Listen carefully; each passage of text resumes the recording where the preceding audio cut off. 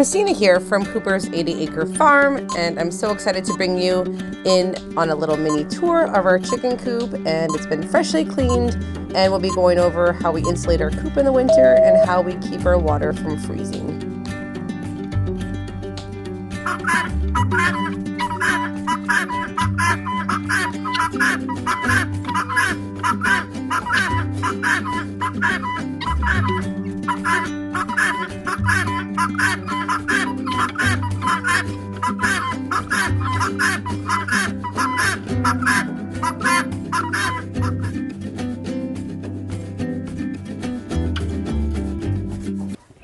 So they finally have a nice clean chicken coop. So scraped out all of the lane boxes, and we scraped the floor as much as possible. So in the winter, we normally do not heat the coop. So there is vapor barrier covering the whole coop, as well as the sheeted insulation. So this back section, you see over here, we plan on putting more roosts so that they can roost up high off the ground, because chickens and guinea fowl and birds need to be able to have their feet off the ground. So if they roost, we'll say on a pole or up higher, then they have a chance to rest their bodies on their feet. So what we did was we threw some fresh straw down just so it's, oh, and here comes Sweetie to check it out. She's probably looking for hay, but oh, just check out the Betty. Actually, Sweetie, she is familiar with this coop because last winter she gave birth to her daughter April on April Fool's. So she was an April 1st baby, and she lived in here for a couple months because we didn't have any outdoor shelter to house her and her baby. So she's very familiar, thank you, very familiar with this chicken coop.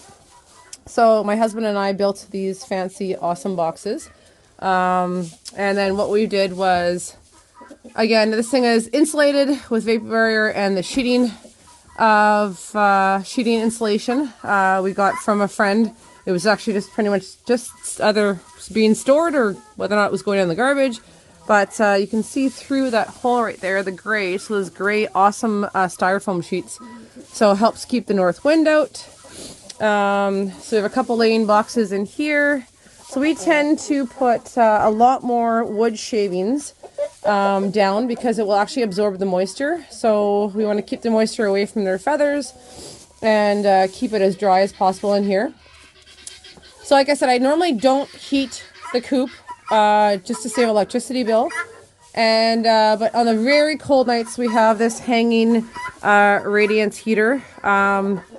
So it just at least takes that chill out of here. Because on, you know, when it's in the minus 30s, minus 40s, it can get obviously pretty toasty. And I know they're all roosting, but I like to at least take the edge off on the really cold nights. So like I mentioned in my last video, there's the guinea fowl. So here, I'll show you where the guinea fowl are. So a bunch of them had gone outside. Oh, and there's the kids. So they're probably chirping at the kids. Oh, there's Joseph pulling Julia. Good job, buddy. That's a good workout. Good job. You gotta teach her how to be a sled dog. So there's, oh, and this is actually April. So this is April, who was born on April 1st. This is Sweetie's baby. And there's Sweetie's brother, Snowflake. Hey, good job, guys. Oh, she's... You have your chicken. What's your chicken's name? Marb. Awesome. Okay, go. Keep going. Good work. Beautiful job. So it's a nice, beautiful, mild day.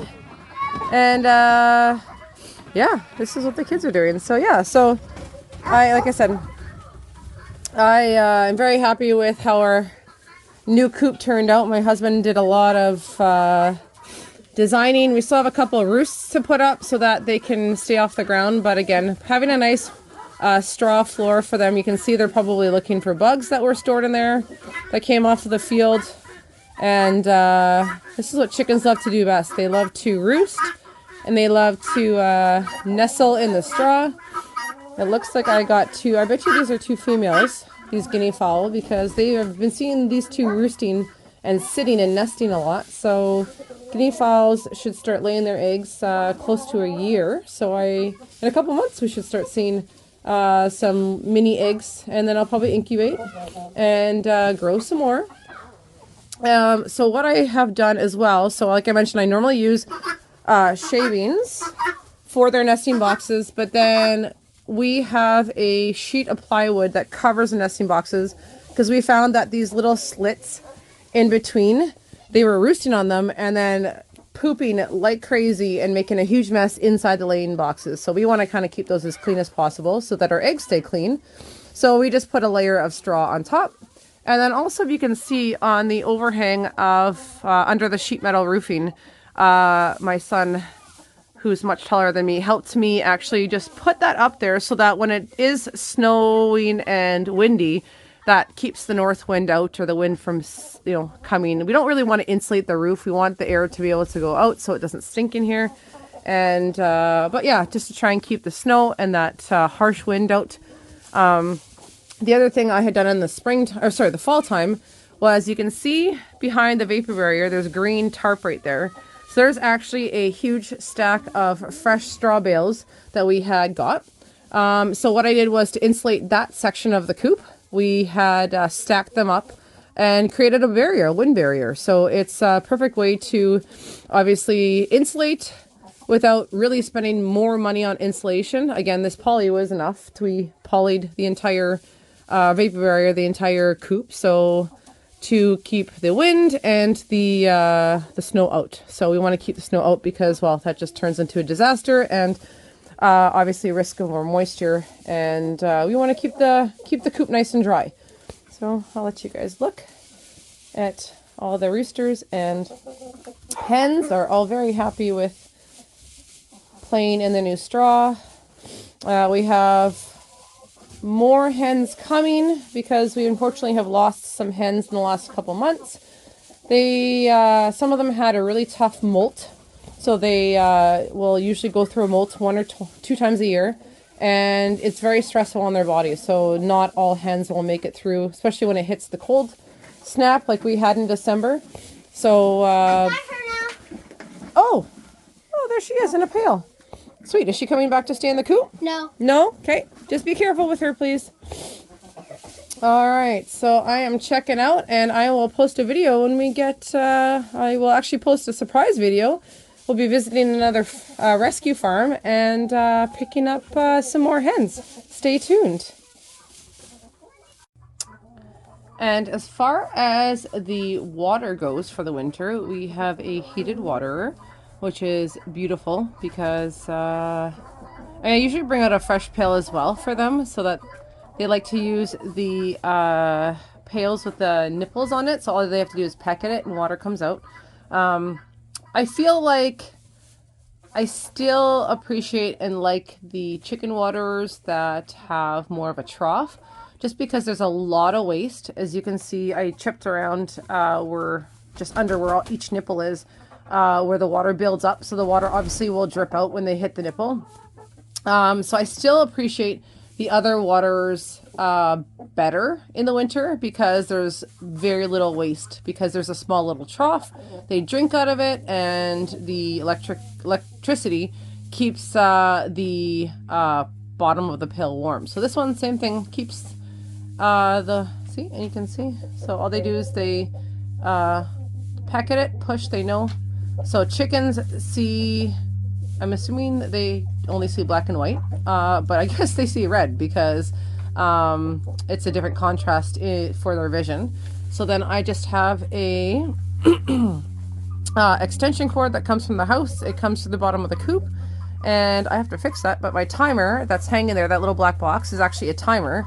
So what I do in the winter is, because the light cycle in our cold climate changes, obviously the days will get shorter, so will the sunlight and the daylight. So we have to actually extend the light cycle. So I have this construction bulb that's hanging there attached to my power bar.